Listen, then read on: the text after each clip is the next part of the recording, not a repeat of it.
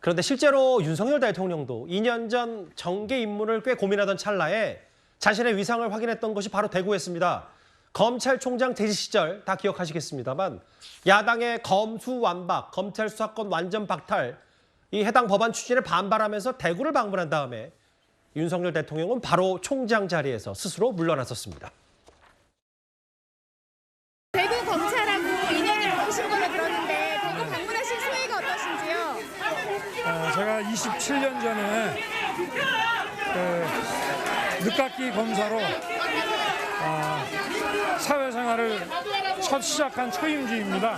그리고 제가 또 여기서 그 후에 특수부장을 했고 또 제가 몇 년 전에 어려웠던 시기에 한 2년간 저를 또 따뜻하게 품어줬던 이 보장입니다. 그래서 떠나고 5년 만에 왔더니 정말 이 감회가 특별하고 고향이 온 것 같은 그런 느낌입니다. 2년 전 그리고 바로 직후에 한 장관은 서초동에서 본인이 검찰총장직을 스스로 물러났습니다. 연정 의원님, 네. 저희도 2년 전부터 뉴스탑10 이제 같이 하면서 이 과정 추윤 갈등 쭉 지켜보면서 저희가 뉴스탑10에서 하나하나 보도를 했었고, 그렇죠. 마찬가지로 지금도 최근 한동훈 장관, 일부 민주당의 강경파 의원들이 이제 탄핵 압박, 한 장관도 탄핵해야 된다 목소리를 높이고 있는 과정이 비슷하다면 어제 저희가 썼던 화면을 다시 소환할 수밖에 없었는데 관통하는 좀 내용이 있을까요? 어떻게 판단하십니까? 그러니까 지금 윤석열 대통령이나 한동훈 장관이나 다 문재인 정부의 정말 어떤 면에서 보면 스타였습니다. 문재인 정부가 어떤 면에서 보면 이 발탁을 해서 서울중앙지검장 검찰총장을 시켰고요. 또 한동훈 장관 당시에 정말 수사의 총책임자였지 않습니까? 적폐청산 수사를 아주 본격적으로 진행을 했고, 그 사실은 이제 문재인 정부의 황태자였죠. 근데 왜 이 두 사람이 지금은 반대편에서 지금 현직 대통령이고 지금 차기 주자에 지금 가까워 됐는가? 저는 민주당이 정말 이 부분은 면밀하게 지금 반성해 봐야 될 측면이 있는 것 같아요. 예전에 정치인들과 대통령들은 그러니까 자체 발광형, 즉 스스로 자수성가형이 많았습니다.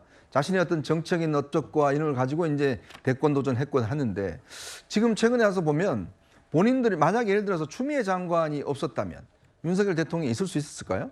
그리고 지금 이 야당 의원들 철험회라든지 이런 의원들이 한동훈 장관을 매일매일 저렇게 저걸 하지 않았더라면 지금의 한동훈 장관이 저렇게 인기가 있었을까요? 한번 반성해 봐야 되는 거죠. 왜냐하면 지금 이렇게 어떤 면에서 보면 정치 리더를 반대편에서 만들어주고 있는 거잖아요. 예. 그거는 제가 볼 때는 얼마 전에 어젠가요? 우리가 이 탑10 시간에 이야기했을 때 이재명 대표가 R&D 예산 문제를 가지고 대덕에 가서 거기서 만나고 막 이 정책의 이슈를 띄우려고 했습니다. 그날 김용민 의원이 뭐라고 그랬습니까? 한동훈 장관 탄핵할 수 있다고 그랬잖아요. 근데 우리 그날 R&D 예산은 한 번도 다루지 않았습니다. 반면에 탄핵 문제를 다뤘거든요. 바로 그겁니다.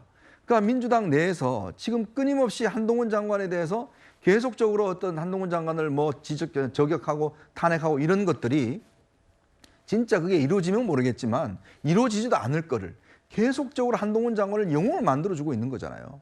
그 왜 그렇게 하고 있는지 저는 이해가 안 됩니다. 이게 사실은 거의 제가 볼 때는 민주당 철험회가 엑스맨 같아요. 뭔가 대권을 만들어주 상대방에 넘기기 위한 엑스맨 같은 느낌이 드는 거거든요. 그러니까 스스로 지금 민주당은 자기들이 잘하는 거를 좀 국민들에게 선전하고 할 수 있도록 만들어줘야 되는데 그게 아니라 상대방을 더욱 돋보여주고 있는 이 전략, 과연 제가 볼 때는 한 번은 어쩌다 하지만 두 번도 저렇게 할 경우에 과연 그 민주당이 하는 행태가 과연 정상적인 행태인지 저는 한번 반성해 볼 필요가 있다고 봅니다. 예.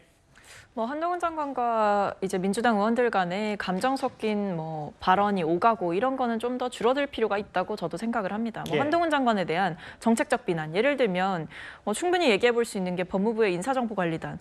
과연 제 역할을 제대로 수행하고 있느냐, 윤석열 정부 들어선 인사참사 도대체 몇 번이었느냐, 이런 점들을 전 충분히 지적할 수 있다고 생각을 하는데 한동훈 장관의 나이를 거론한다던가 또는 비속어를 사용하면서 한동훈 장관을 저격한다던가 이런 모습은 여야를 막론하고 있어서는 안 되는 모습이라고 생각을 하고요.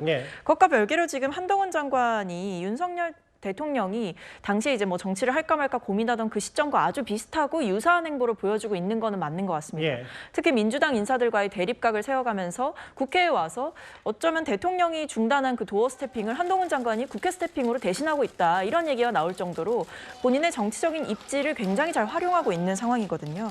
그래서 그런 모습들을 봤을 때 최근에 대구 방문 역시도 그렇고 한동훈 장관의 머릿속에 이미 다 계획이 있는 것이 아니냐라는 생각이 가능할 만큼 한동훈 장관은 여러 가지 사용하는 단어에 대해서도 그렇고 민주당과 뭔가 언쟁을 벌일 때에도 한동훈 장관은 뭐 건설적 토론은 언제든 환영한다 이런 식으로 입장을 취하고 있지만 민주당을 향해서 오히려 감정 섞인 언사들을 표출하고 있는 건 역시도 한동훈 장관의 모습이다. 그런 점에서 한동훈 장관의 머릿속엔 이미 다 계산이 되어 있는 것 같다. 이런 추측이 가능한 것 같습니다. 알겠습니다.